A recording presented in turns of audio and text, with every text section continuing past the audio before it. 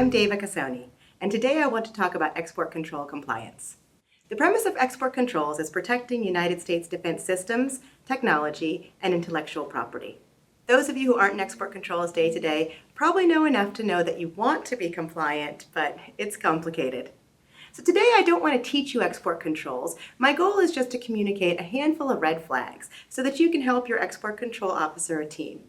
Because the key to being compliant is knowing what to look for, where to look, and most importantly, when to call your export control officer or team.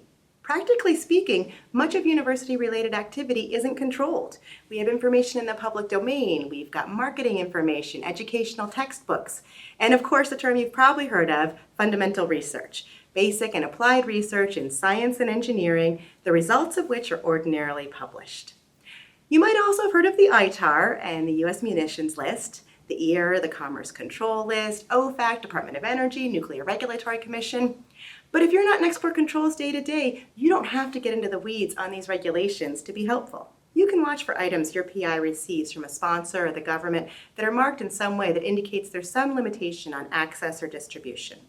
If you know your PI is entering into an NDA, try to find out what information or materials are going to be received under this NDA, especially if the NDA is with a defense contractor.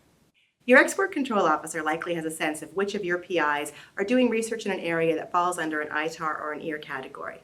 And they'll be watching for things like specialized tooling and equipment purchases from these PIs and teams. But you can help. You can watch for things like purchase orders and invoices, actual receipt of items that are marked in some way, like on the slide. They might be marked ITAR control. They might have a 5-digit classifier called an ECCN. If you see either of these things or any other stamp that indicates this item is controlled in some way, call your export control officer or team so they can make sure the item is received properly, handled properly, and if there's an intention for it to be shipped overseas, that export is treated appropriately as well. Look at the award itself. Does it place any limitations on who can work on the project? Perhaps any limitations on foreign nationals? Or are there any restrictions on how and when you can publish the results of the work? Does the award talk about involvement by foreign nationals, perhaps foreign national collaborators, visiting researchers, foreign national funding? Some people and countries are of greater concern to the U.S. than others.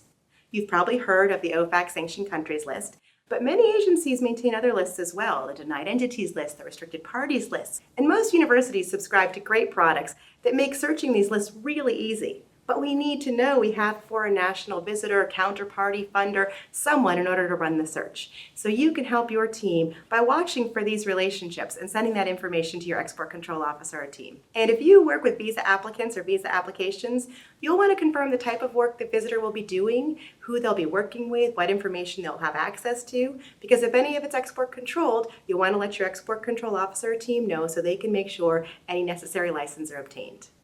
Finally, if you notice there's any overseas delivery requirements, that's an actual export. So obviously you're going to run that by your export control officer or team to see if the items being shipped are controlled and make sure they can take the appropriate steps to obtain a license if necessary. There's so many great resources out there to help you. This slide shows just a few, and I hope this helps you watch for some red flags so you can help be part of the export control compliance team. Thank you.